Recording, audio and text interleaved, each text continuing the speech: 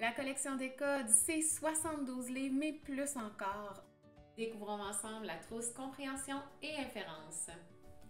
Allons maintenant voir le contenu de la trousse. On ouvre et on constate qu'il y a des fiches de correction pour chacune des fiches qui sont proposées. Ici, 6 séparateurs qui correspondent au niveau de décode dans lesquels on a inséré une fiche pour chacun des 72 livres de la collection. Vous comprendrez donc qu'il faut avoir, pour optimiser la trousse, les 72 livres de la collection, bien sûr. Sur chacune des fiches, vous retrouvez 6 à 8 questions. Certaines questions sont des questions d'inférence, souvent à partir des images qui sont sur la fiche, et aussi des questions de repérage.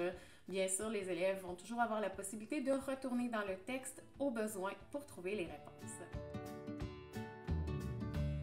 L'utilisation de la trousse de compréhension et d'inférence va dépendre de ce que vous avez dans votre classe et de vos besoins.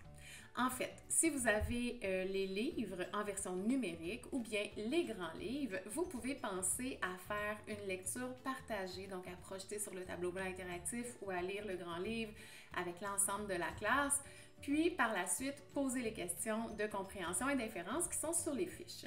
Si vous préférez y aller dans un contexte de sous-groupe de besoins, par exemple, on peut penser avec une version numérique à projeter les livres sur plusieurs iPads et faire une lecture avec le sous-groupe pour ensuite poser les questions ou finalement avoir plusieurs copies des petits livres et poser les questions à notre sous-groupe.